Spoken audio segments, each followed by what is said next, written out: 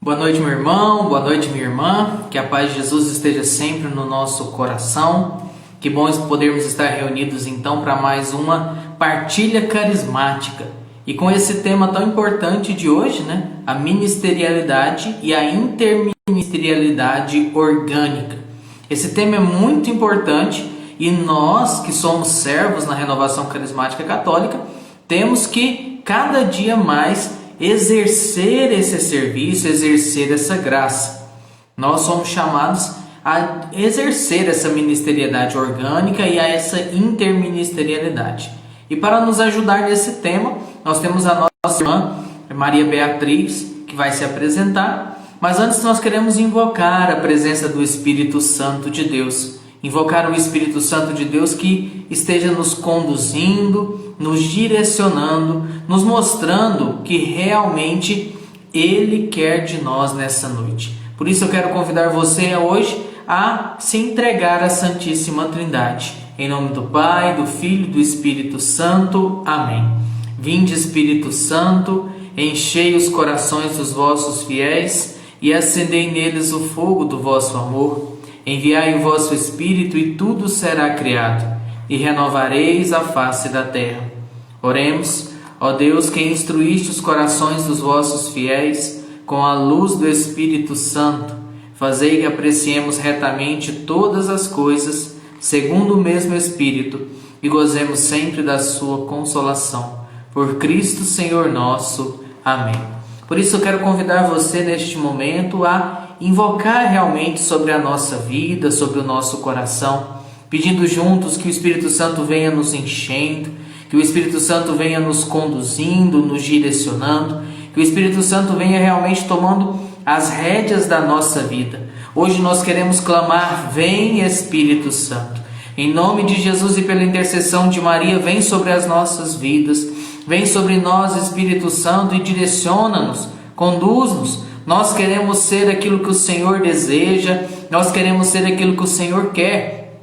Por isso, toma nossa vida nessa noite. Vem, Espírito Santo de Deus, e nos batiza de novo. Batiza-nos, Espírito Santo, com o teu fogo abrasador, desde a planta dos pés até o último fio de cabelo. Vem, Espírito Santo, e faz-nos pleró. Nós queremos transbordar de ti, nós queremos transbordar do Senhor. Vem, Espírito Santo de Deus.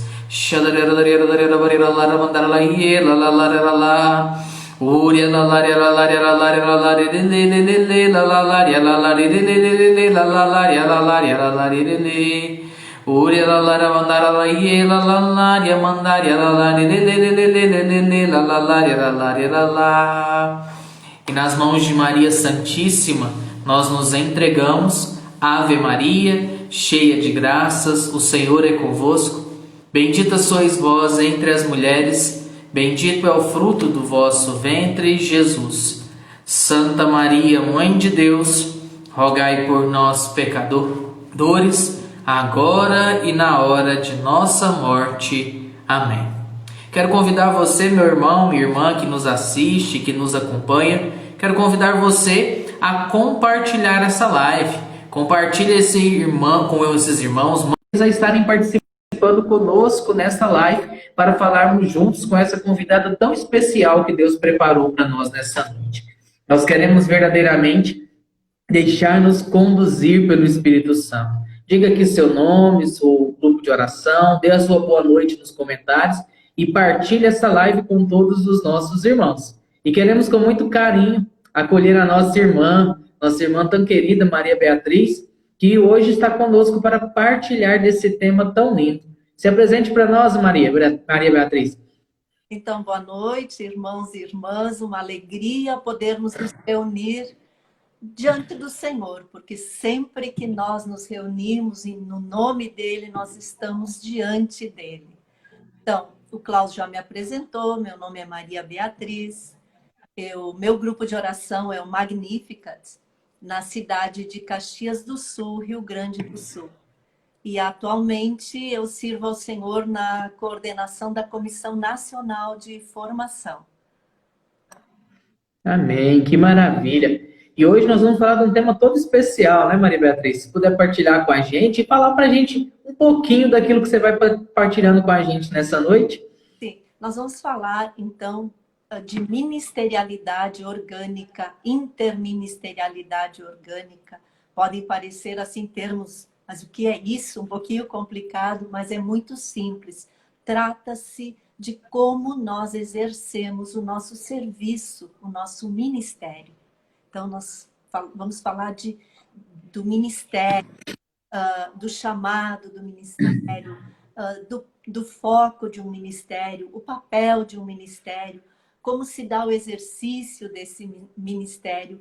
E aí nós vamos destrinchando esses dois termos. Mas é muito simples, na verdade, e muito bonito, Amém. porque fala da nossa vida, do nosso serviço à igreja. Amém. Que graça, né? Uma coisa tão simples, mas ao mesmo tempo tão rica. Você ouviu, coordenador? Nós vamos falar sobre, então, sobre o servir do ministério. Então, eu quero convidar você realmente a convidar aí agora o seu coordenador de ministério, seja de qual instância for, convidar ele a participar aqui conosco, o seu servo de ministério, para estar aqui conosco. Realmente nós iremos aprender muito nessa live, nessa noite, então. Mas então, para a gente começar, Beatriz, se a gente puder então falar, né? O que seria então ministério? Na renovação nós temos muitos ministérios, mas o que é um ministério? Bom, no início de um ministério existe sempre um chamado de Deus. E esse chamado é para conhecer o caminho da salvação, que é conhecer Jesus Cristo. Então Deus chama para que nós tenhamos um encontro pessoal com Jesus Cristo, de cujo interior, de cujo coração brota o rio de água viva, que é o Espírito Santo. Então a pessoa é chamada para ter esse encontro com Jesus e receber o Espírito Santo. Jesus mesmo disse, isso está lá no Evangelho de João, né, capítulo 7, aquele que o conhecesse, quem cresce nele, do seu interior também jorrariam rios de água viva. Então, Deus chama para que a pessoa encontre Jesus, a Jesus se converta e seja batizada no Espírito Santo. E se a pessoa diz sim para o senhorio de Jesus, se a pessoa diz sim a esse chamado de Deus, ela então recebe uma missão, recebe um encargo maior. E essa missão é a missão de todo o batizado, que é de evangelizar, de falar de Jesus, de anunciar Jesus, para que outras pessoas também possam ter um encontro pessoal com Ele, possam ser batizadas no Espírito Santo, mudarem a sua vida e, através da sua vida transformada, transformarem também a vida de outros, né? Então, quando a pessoa se coloca, então, nessa missão, nesse serviço de anunciar, ela recebe de Deus a capacitação, ela recebe carisma. Esse carisma, quando colocado a serviço, se ele dá frutos, ele é reconhecido pela comunidade. E quando um carisma, um serviço, é reconhecido pela comunidade, então ele ganha um caráter ainda mais sério. Ele passa a se tornar um ministério.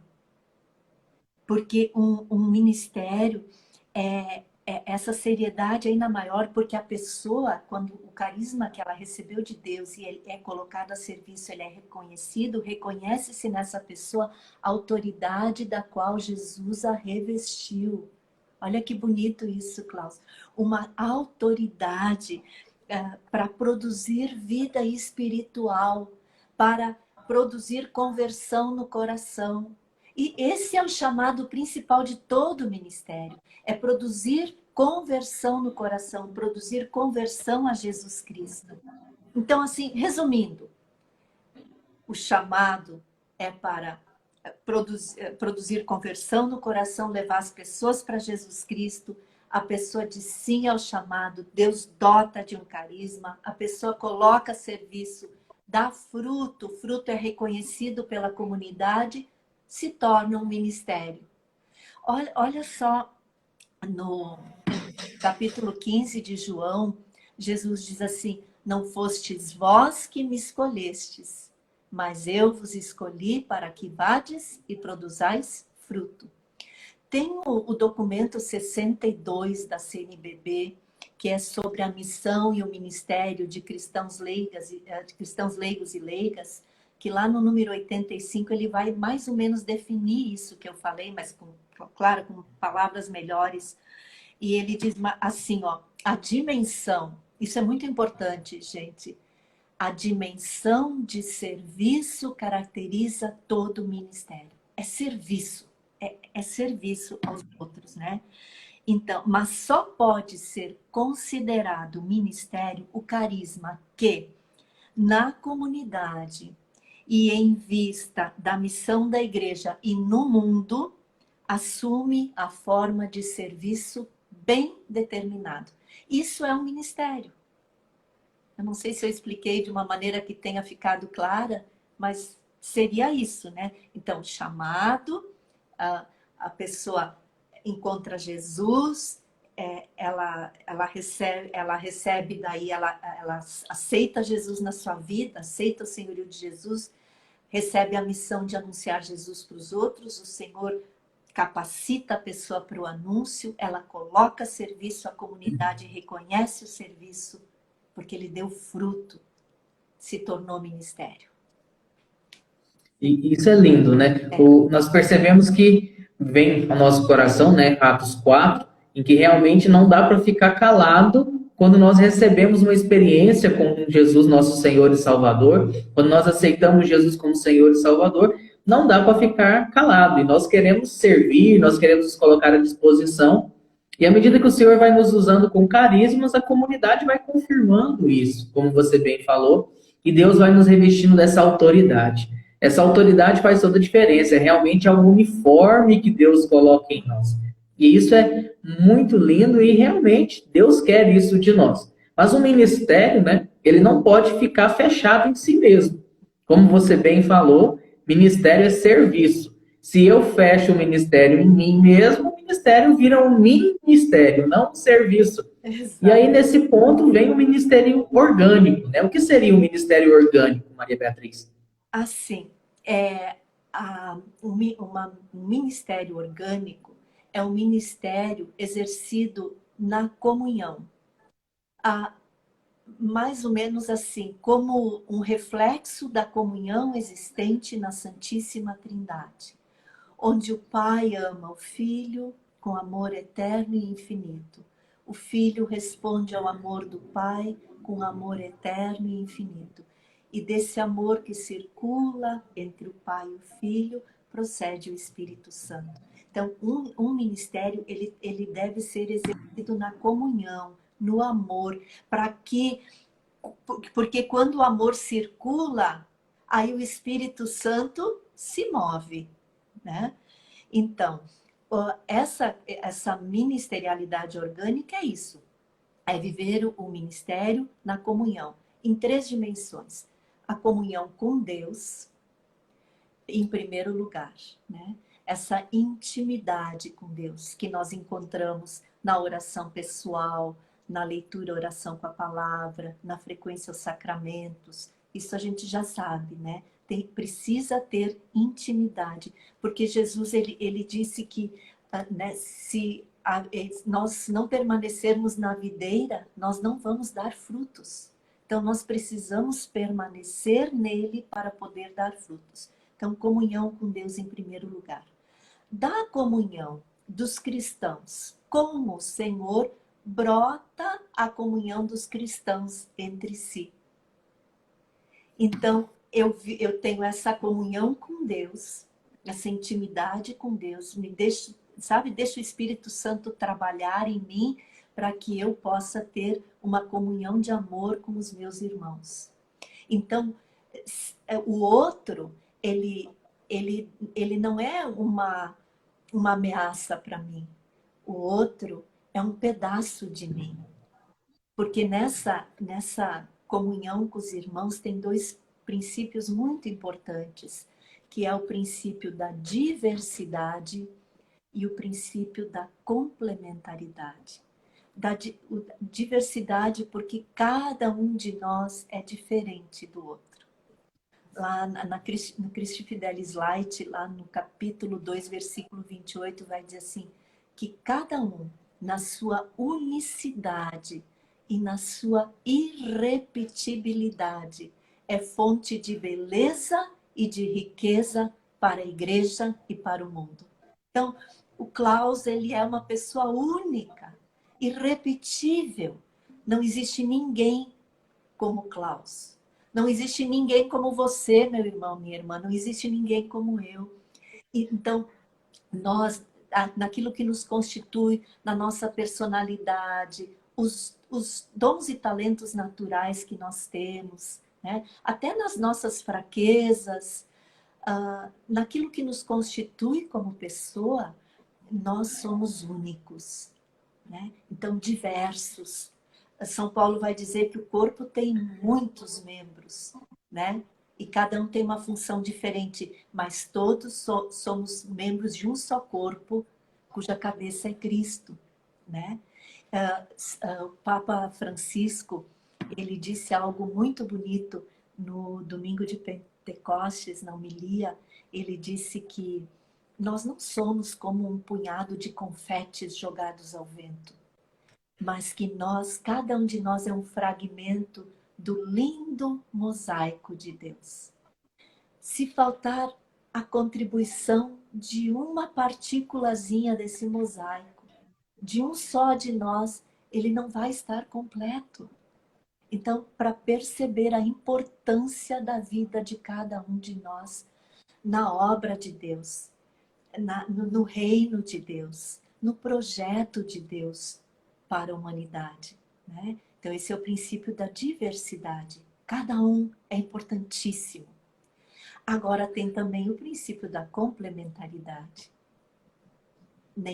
Nós não temos, cada pessoa não tem todos os dons em si mesma.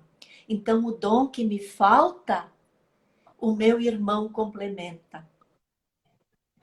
Então, o outro é fonte de beleza e de riqueza para mim. O dom do irmão, que é dom da igreja toda, é meu dom também. Aquele dom que Deus deu para você, ele é presente para mim. São João Paulo II, ele fala disso muito na espiritualidade da comunhão, né? Então, o bem de um torna-se o bem de todos, e o bem de todos torna-se o bem de um, né? Isso é muito bonito. Então, um complementa o outro. E, finalmente, então, o ministério orgânico, a ministerialidade orgânica, então, comunhão com Deus, comunhão com os outros e comunhão com o organismo que constituiu, que legitimou o ministério. No nosso caso, o movimento da renovação carismática católica. Ele que nos constituiu, nos legitimou, então, comunhão com a renovação carismática católica. Toda a estrutura, toda a organização da RCC tem em vista a caminhada do movimento, para que todos caminhem de forma articulada, orgânica, quer dizer, um mesmo organismo, com uma mesma linha de visão e com uma mesma linha de ação, né? Os objetivos do movimento devem ser os objetivos do ministério. O ministério não tem vida própria, né?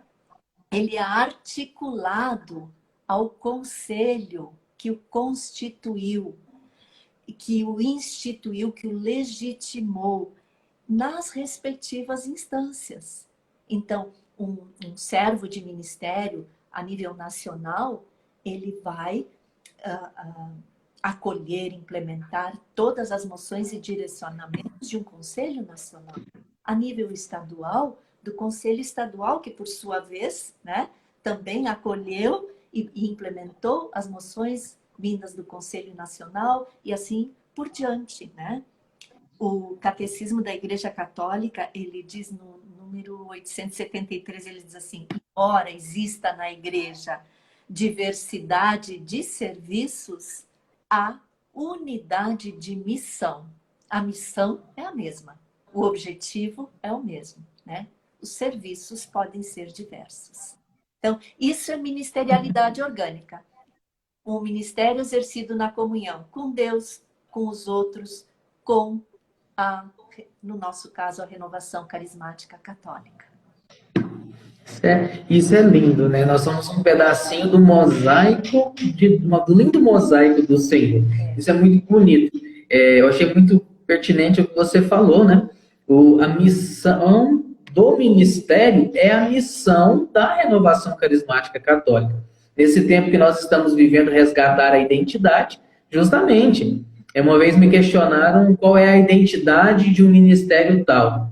A identidade do ministério é a identidade da renovação, porque estamos aí organicamente em comunhão com o movimento em si. O ano passado foi interessante, eu estava no encontro do Ministério Jovem aqui do meu estado e tinha alguns irmãos do Ministério de Formação que estavam meio enciumados, porque no último ENGE, o Ministério Jovem começou a usar aquela temática de guardiões da identidade. E até então, Vinícius havia chamado o Ministério de Formação de Guardiões da Identidade. Então, alguns ministeriados da formação estavam enciumados, porque os jovens agora falam que são os guardiões da identidade. E eu lembro que eu falei para eles nesse encontro que o sonho de Deus é que todos fossem guardiões da identidade do movimento. E aí, quando nós chegamos no ENF em janeiro, menos de 3 meses depois, Vinícius vem e proclama que é o ano de nós resgatarmos a identidade da renovação. Todo movimento resgatar a identidade. Isso é a comunhão com o movimento. Isso mostra a ministerialidade orgânica acontecendo. Mas também existe uma interministerialidade, não é, Beatriz? Não é apenas uma ministerialidade. Existe também uma interministerialidade orgânica. Qual que é a diferença de um para o outro? O que seria essa interministerialidade? Né, um ministério trabalhando organicamente, articuladamente aos outros ministérios e serviços. Então, a ministerialidade orgânica com Deus, com os outros, com a RCC, aqui é um ministério trabalhando articulado com o outro.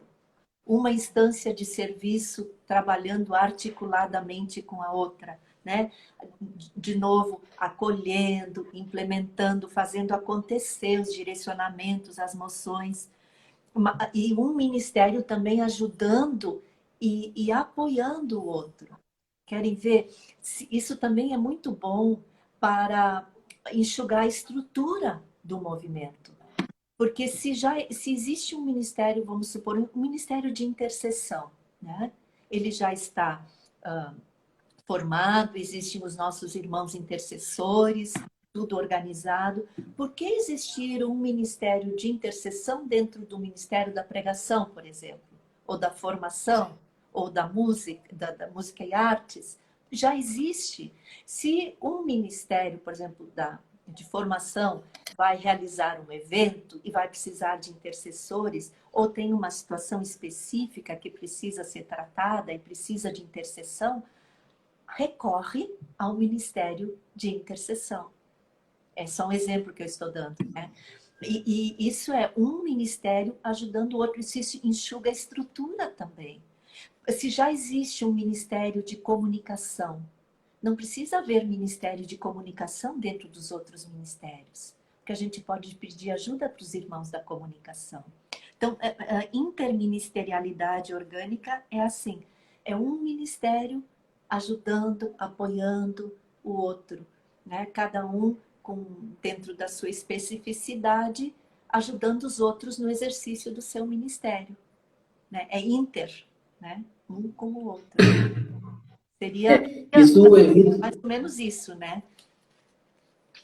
Isso evita em nós aquela bolha ministerial, né? Como se o meu ministério fosse um movimento à parte dentro do movimento. Dentro do meu ministério ele tem que ser autossuficiente de uma maneira que eu não dependa do outro. Não é isso que Deus quer para nós. Não, e é tão bonito quando nós podemos nos ajudar mutuamente, né? Um se apoiando no outro. inclusive nas formações, a gente pede ajuda. Eu me lembro quando eu coordenei o Ministério de Pregação nacional, então eu dizia assim, nos encontros, às vezes alguns pregadores não sentiam tanto a vontade para fazer, por exemplo, que é o Ministério de Pregação que ministra o Seminário de Vida no Espírito, às vezes uma oração de cura interior, uma oração assim, mas peçam ajuda para os irmãos do Ministério de Oração por Cura e Libertação, né?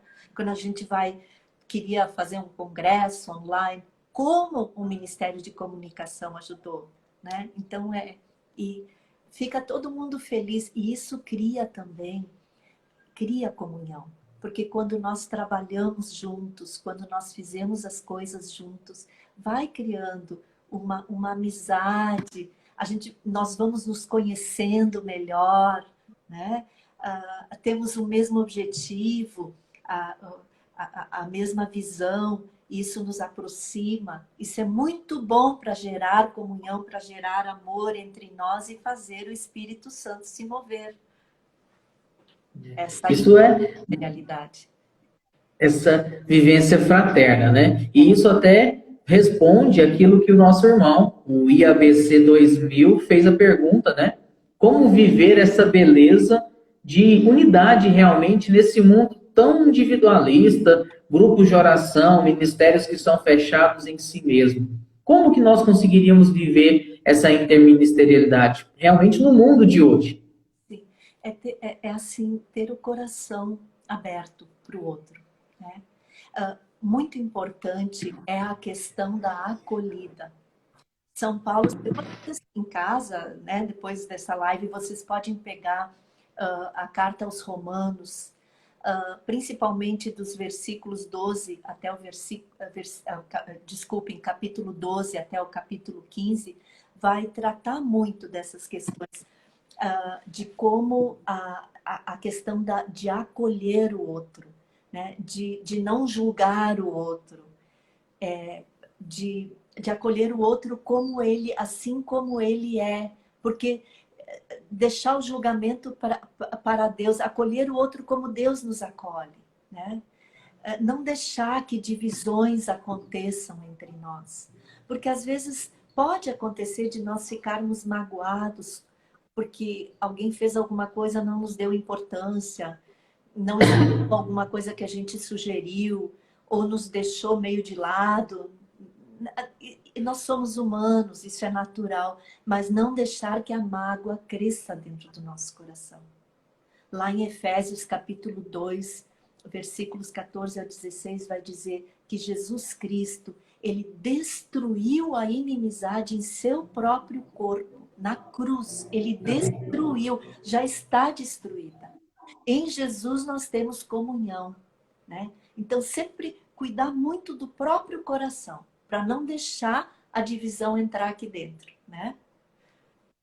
Quando eu fico chateada, eu sempre digo assim, Jesus, me ajuda a botar essa pessoa de volta dentro do meu coração. Eu não quero ninguém fora, né?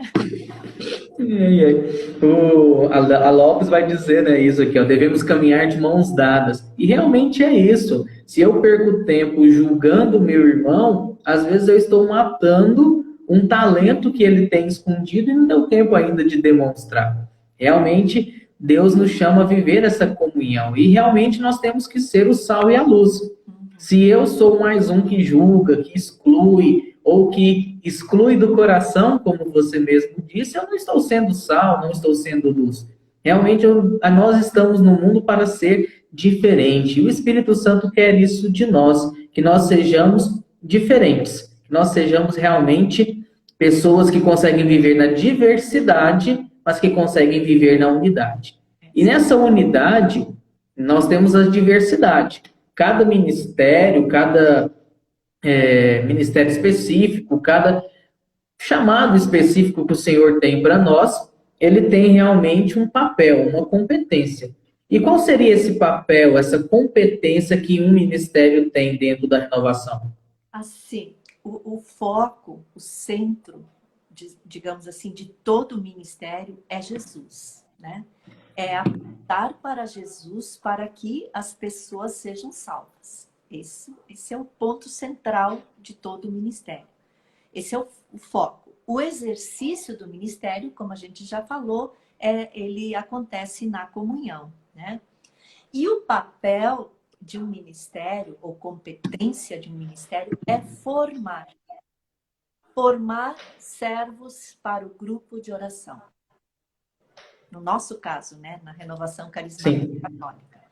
É muito importante entender que um ministério é um braço de serviço da coordenação, dos conselhos. Ele não é uma instância de governo, ele é uma instância de serviço, cujo papel é formar. Esse é o papel do ministério, né? Se o foco é Jesus, apontar para Jesus, o exercício é na comunhão, o papel é formar. E se cada ministério dentro da sua competência não está formando servos para os grupos de oração, ele está falhando em cumprir com o seu papel, né? É formação de servos. Perfeito, né? O papel do ministério é formar servos para o grupo de oração. Da mesma forma que tudo concorre para o bem dos que amam a Deus, na renovação carismática tudo concorre para o grupo de oração. Então, lógico, através do grupo de oração, levar as pessoas a terem uma experiência, a serem salvas em Jesus Cristo, através do batismo no Espírito Santo. Mas todo o ministério concorre para o grupo de oração. É interessante quando nós falamos dessa forma, porque às vezes nós vemos ministérios que acabam tendo outros focos. Tipo, o foco do Ministério de Comunicação é gerar comunicador. Não é apenas gerar comunicador, mas gerar um servo comunicador para o grupo de oração. Então, nós temos aí tudo focado para o grupo de oração, que é realmente a menina dos olhos para Deus, realmente, a menina dos olhos que Deus tem para nós. E falando dessa parte dentro do grupo de oração, o irmão fez um questionamento aqui interessante.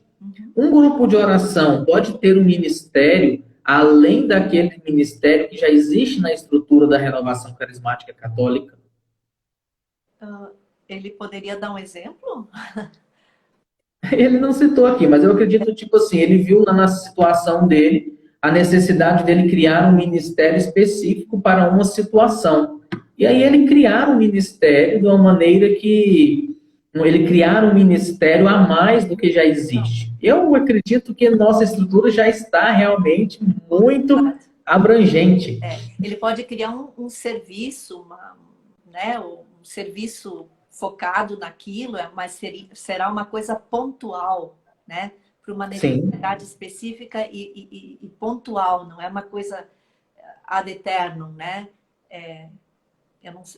Provavelmente seria isso, né? Mas nós já temos vários ministérios. E não é necessário que grupos de oração pequenos, porque nós temos grupos de oração pequenos, tenham todos os ministérios. É inviável. Aí o coordenador fica se angustiando.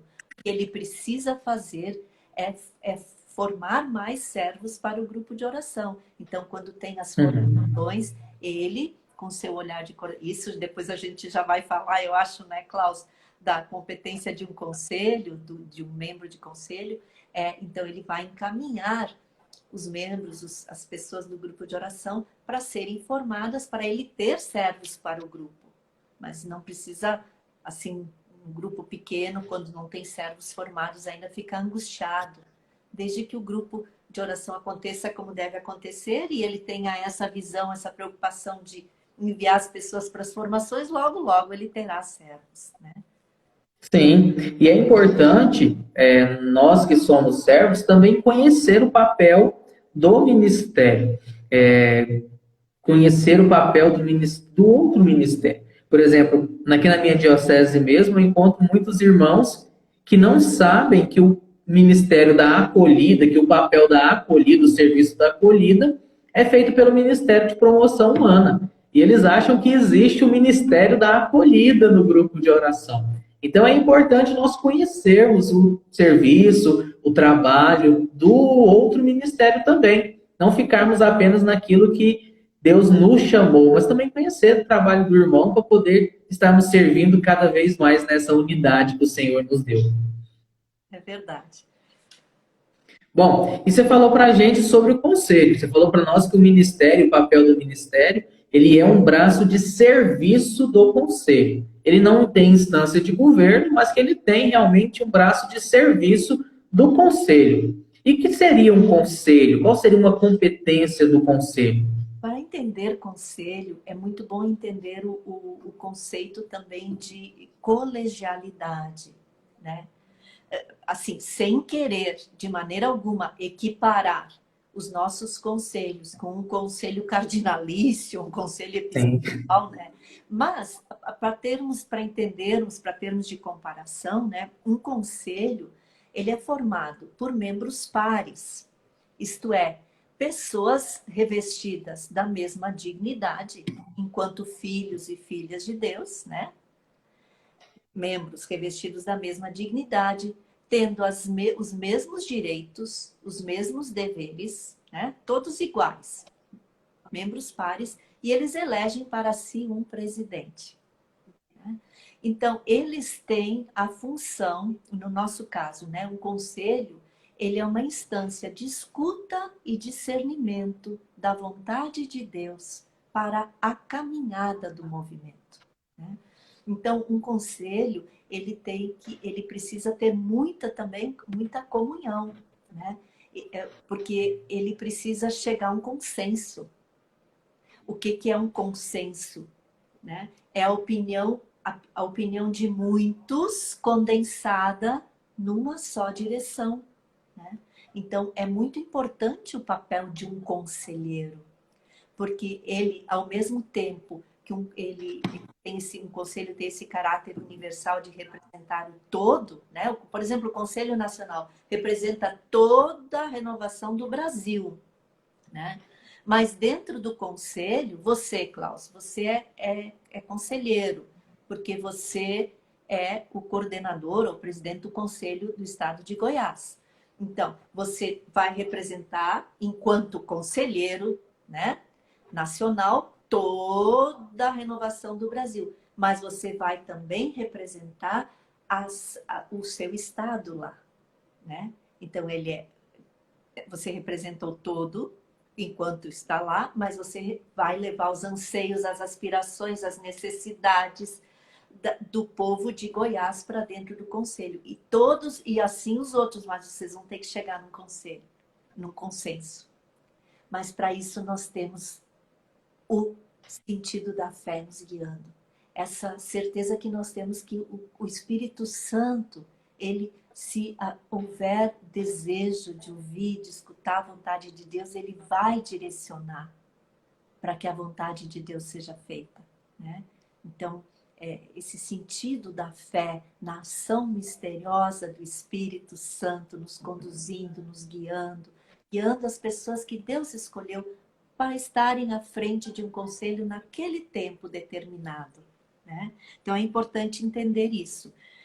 Agora, o papel do conselho, seja ele nacional, estadual, diocesano, ou até de núcleo de grupo de oração, é pastorear, né? Aquela porção do povo de Deus que lhe foi confiada, pastorear e organizar a vida do movimento. Eu vou dar um exemplo bem prático, porque eu disse que o papel do ministério é formar, certo? Então, se eu coordeno um ministério, com a minha equipe, nós vamos ter um calendário de formação. Para que a gente possa passar a apostila 1, 2 e 3, nós vamos precisar ter tantos encontros, os encontros vão acontecer desta ou daquela maneira, nós vamos ter tais e tais formadores, a gente organiza tudo, né? Porque a formação é tarefa nossa. Aí nós vamos submeter ao conselho o nosso calendário. Submeter, porque nós somos braços de serviço desse conselho. Agora, é função do conselho organizar a vida do movimento. Então, agora sim, o coordenador com outros conselheiros, eles vão ter que quebrar a cabeça para juntar todas as peças do quebra-cabeça e juntar todas as formações para que todas aconteçam dentro do calendário único. Então, ele organiza a vida do movimento e pastoreia, né? Sempre fazendo comunhão, né? Com verdadeiro espírito de serviço, de humildade, com o mesmo espírito de serviço de Jesus, com profundo senso de responsabilidade. Né? Esse é o papel de um conselho, então. Que é muito O conselho, maravilhoso. O conselho, ele é para pastorear e organizar. E o Ministério de Serviço, formar. ele é para aquele, para formar. Ele é o braço realmente de serviço, né? Isso é muito lindo, porque da mesma forma que uma cabeça pensa e o braço executa, nesse sentido, funciona também a renovação carismática e seus diversos conceitos. Essa questão da sensus fidei é muito importante. E, principalmente, a nossa atitude para com esse sentido da fé mostra a nossa ministeriedade. Igual você citou o exemplo, né? Quando nós vamos para o Conselho Nacional, eu levo a opinião, a vontade, os anseios do Estado de Goiás. Mas quando o Conselho Nacional reunido em oração toma uma decisão, eu não volto com a opinião do Conselho, eu volto com a opinião do Conselho que eu sou parte. Então, nós discernimos isso. E aí nós vemos muitos irmãos, né? Lógico, aqui no Brasil não, mas na Groenlândia nós vemos muito, né? Que os irmãos, às vezes, voltam para suas instâncias como se fosse uma decisão que não participaram. O Conselho Nacional é coisa do Nacional, eles decidiram isso. O Estado decidiu isso, a Diocese decidiu isso, a região, forania, decidiu isso. Esse povo do núcleo decidiu isso. Não. Realmente a ministeriedade orgânica exige de nós esse sentido de fé também. O Espírito Santo e nós discernimos por isso. E aí nós temos, isso prova a nossa unidade também. Se eu tenho... Sim? Não, fala.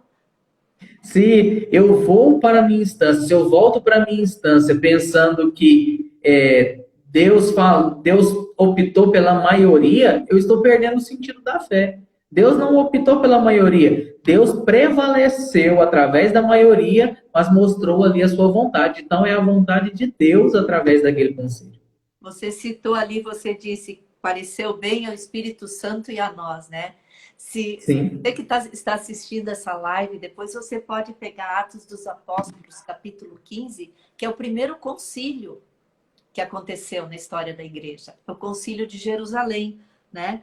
Então, quando tinha o concílio apostólico de Jerusalém, que tinha toda aquela questão, né? Se os neoconvertidos ao cristianismo, eles deveriam, então, assumir toda a tradição judaica, né? Ou eles eram salvos pela fé, pela graça. Então, São Paulo defendendo que não, que a fé em Jesus Cristo bastava. Daí tinha os anciãos de Jerusalém achando o contrário. E eles resolveram se reunir. E foi escutado a opinião de um, escutada a opinião de outro. E muito importante aqui a posição de Pedro. Ele era o primeiro papa. Ele era sempre aquele que tomava a dianteira. Ele dá o braço a torcer. Ele diz, mas se o Senhor está batizando até quem não recebeu o batismo, se ele batiza no Espírito Santo até os gentios, como nós vamos nos opor a isso? Então, o Espírito Santo revela isso a ele. E, por fim, eles chegam ao consenso. E eles escrevem uma carta. E nessa carta tem essa frase que você citou, onde eles dizem, com efeito, pareceu bem ao Espírito Santo e a nós. Quer dizer, o consenso. É o sentido da fé. Eles foram guiados pelo Espírito Santo e reinou a paz, reinou a ordem, principalmente a vontade de Deus. Né? Muito maravilhoso. Sim. A irmãzinha, o padre Valmir, que está participando, ele agradeceu a Deus porque pela renovação, há 23 anos atrás, ele conheceu ele conheceu a renovação 23 anos atrás e foi na renovação que ele descobriu a vocação dele. E nós temos dentro da renovação esse ministério maravilhoso do Cristo sacerdote, que realmente acolhe, trabalha com os ministros ordenados, o Renascem, que trabalha com os seminaristas. Então, realmente, Deus providencia muitas vocações através da renovação carismática católica. A irmãzinha Lucélia questiona se nós não conseguimos responder todas as questões, nosso tempo é meio curto, então às vezes nós não conseguimos responder todas. O Zezé Campelo, ele questiona assim, qual é o papel de um coordenador de ministério? E aí eu acho importante a gente responder, porque nós falamos do papel de um conselho, que é formado por coordenadores, e nós falamos do papel do ministério. E realmente o coordenador de ministério, ele funciona como uma ponte. Mas aí eu deixo você falar, Beatriz, qual é o papel de um propósito, de um coordenador de ministério, então? Eu diria que é fazer com que todos trabalhem em comunhão, né?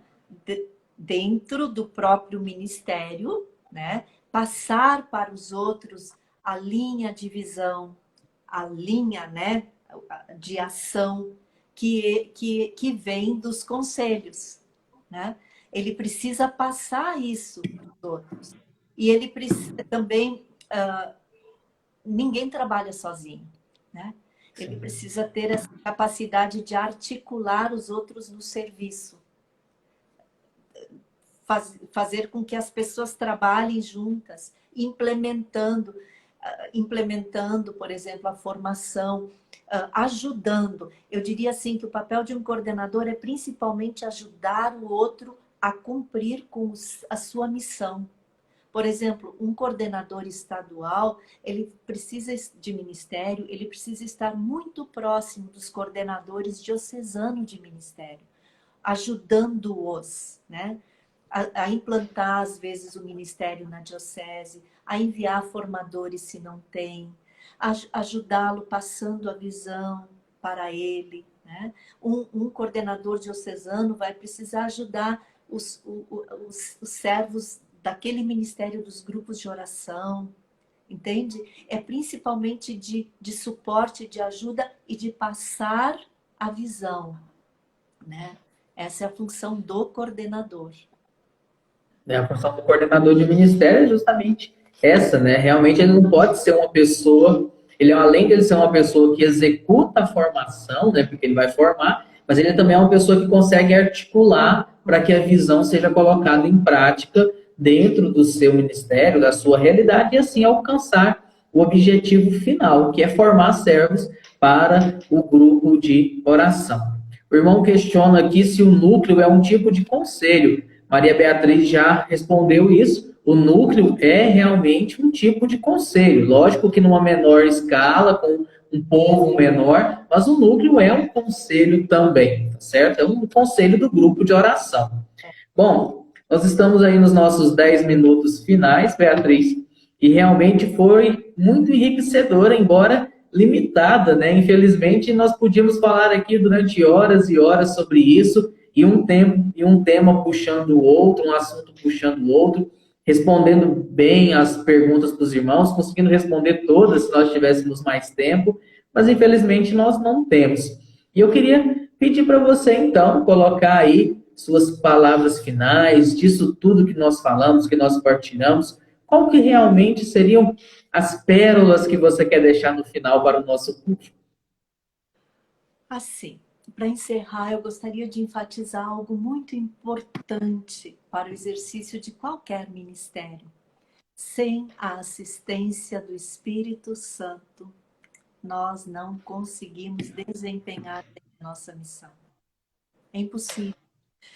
São Paulo VI, na Evangelii Nunciandi, né, que é sobre o anúncio do Evangelho, ele vai dizer que nunca será possível haver evangelização sem a ação do Espírito Santo. Assim como não é possível haver formação que leve, né, essa formação que gere vida espiritual, que leve a conversão de coração, que faça as pessoas olharem para Jesus sem a ação do Espírito Santo, né?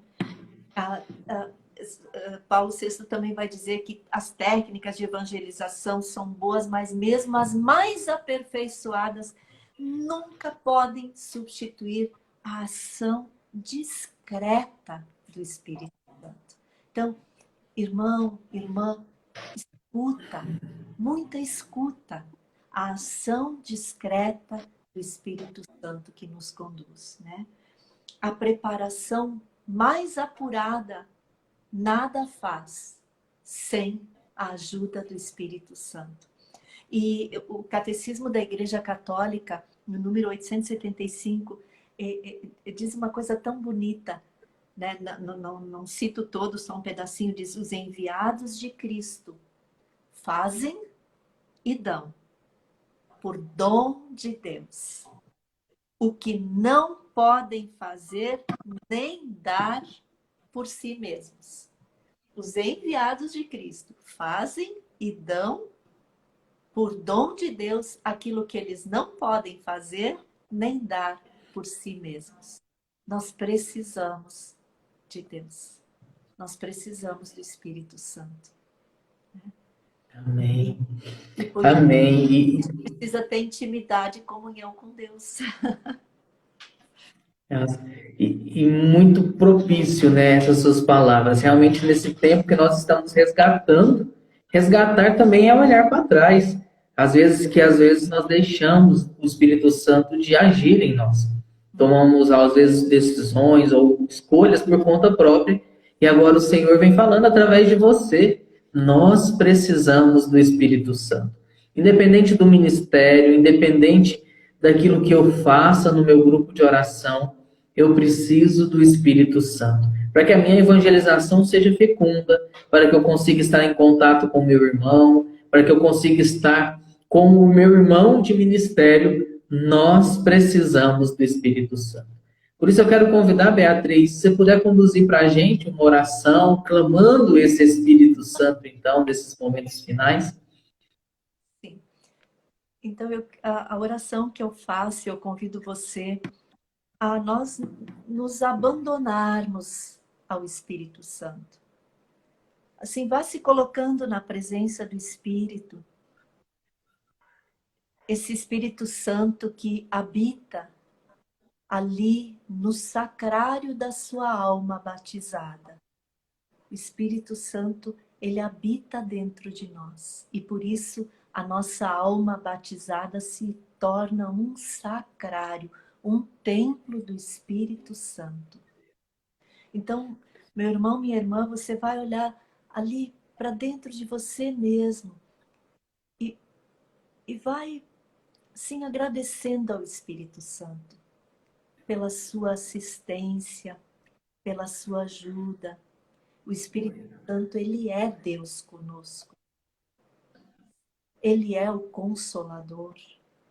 Ele é o nosso advogado que nos defende das acusações de Satanás. Ele é aquele que nos apresenta Jesus, nos revela Jesus. O Espírito Santo é a força do alto. Ele nos dá inspiração, sabedoria, conhecimento da vontade de Deus. Então, faça a sua oração agora e vá dizendo: Espírito Santo, eu me rendo a Ti. Eu me submeto a Ti. Eu me entrego inteiramente aqui a Ti e te peço que sejas Tu a me conduzir. Sejas Tu a me guiar, Espírito Santo. A colocar palavras nos meus lábios, a colocar amor no meu coração, ungir toda a minha ação, que seja sempre Tu, Espírito Santo, a me conduzir. E vai agradecendo ao Espírito Santo. Muito obrigada, Espírito Santo. Muito obrigada pela Tua ajuda. Muito obrigada por estar sempre conosco. Nós te amamos. Senhor que dá a vida, nós te amamos, porque Tu nos dás a vida, Tu nos revelas Jesus, Tu nos revelas o amor do Pai. Nós queremos sempre ser guiados e conduzidos por Ti. Amém. Amém. Amém. Beatriz, nós queremos agradecer de coração todo o seu zelo, seu cuidado, sua disponibilidade e principalmente pela sua docilidade ao Espírito Santo, por ter estado conosco, nos deixando tão esclarecidos sobre esse tema. Lógico que ainda temos muito para falar disso. Deus providenciará outras oportunidades. Mas nós agradecemos de coração, minha irmã. Muitos comentários aqui de nós te amamos, obrigado, Beatriz, muito esclarecedor. Deus seja louvado pela sua vida, minha irmã. Obrigada pela oportunidade de nos reunirmos com o Senhor. Amém, amém. Amém. E nas mãos de Maria Santíssima, meu irmão, minha irmã, nós queremos entregar e consagrar todos esses momentos que passamos juntos, a nossa noite, e nos vemos na próxima quinta-feira com o nosso grupo de oração às 10 horas da noite. Ave Maria, cheia de graça, o Senhor é convosco. Bendita sois vós entre as mulheres, bendito é o fruto do vosso ventre, Jesus. Santa Maria, Mãe de Deus, rogai por nós, pecadores, agora e na hora de nossa morte. Amém. Beata Helena Guerra, rogai por nós. Estivemos e continuaremos reunidos em nome do Pai, do Filho e do Espírito Santo. Amém. E queremos falar do nosso encontro nacional para crianças, que vai acontecer, né, nesse mês de setembro. Queremos convidar você, meu irmão e minha irmã, que ainda não se inscreveu. Entre Congresso Online da RCC e possa ali fazer a sua inscrição. E convide todos os evangelizadores de criança a estar conosco. Uma boa noite, meus irmãos, que a paz de Jesus esteja sempre no nosso coração. Amém. Boa noite, Beatriz. Boa noite.